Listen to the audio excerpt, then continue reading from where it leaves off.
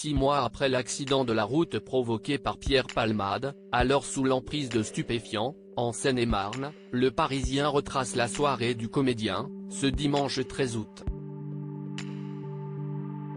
Nos confrères ont ainsi dévoilé le programme festif de l'artiste de 55 ans, couplé à la consommation de diverses drogues dures, qui était alors accompagné de 3 amis, jusqu'à ce terrible moment où un père de famille, son jeune enfant et sa belle-fille enceinte ont croisé sa route, alors qu'il roulait sur une départementale.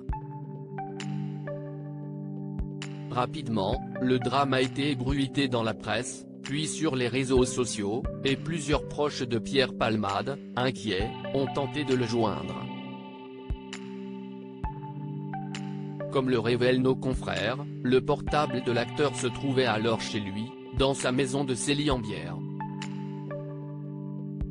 Les 2 passagers qu'il transportait dans son véhicule, le 3e ami avait déjà quitté la fête, ont en effet pris la fuite après l'accident pour marcher jusqu'à chez lui, où se trouvaient encore leurs affaires, et quitter le département pour rentrer à Paris.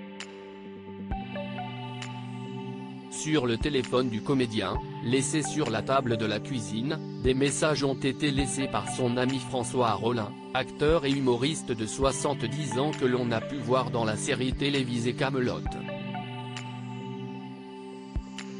L'autre personnalité à avoir eu une pensée pour lui, alors que la terrible nouvelle avait été annoncée dans les médias, est l'auteur-compositeur Patxi Gara, que l'on avait notamment découvert dans les années 2000 lorsqu'il avait participé à la Star Academy. Alors que Pierre Palmade a été transporté à l'hôpital du Kremlin-Bicêtre, dans le Val-de-Marne, puis placé en service de réanimation, la personne s'occupant de faire le ménage chez l'artiste s'est rendue, samedi 11 février peu après 7 h du matin, à son domicile de Célie-en-Bière. Supérieur à Pierre Palmade, Muriel Robin, Michel Larocque, Véronique Sanson.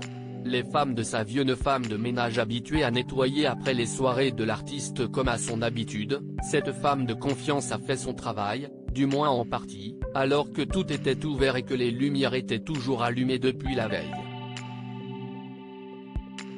Il y avait une ambiance particulière dans la maison, a-t-elle confié aux policiers, en expliquant s'être contentée de rassembler des affaires dans la chambre des invités. Il faut dire qu'en arrivant, elle a constaté des traces de sang sur le sol liées aux multiples injections de drogue, dans la salle à manger, dans les chambres, et même sur le carrelage de la salle de bain. Une scène d'horreur qui n'était malheureusement pas anodine puisqu'elle a assuré aux enquêteurs avoir trouvé, par le passé, bien plus de taches de sang au domicile. Je nettoie et je ne pose pas de questions, a-t-elle lancé, professionnelle.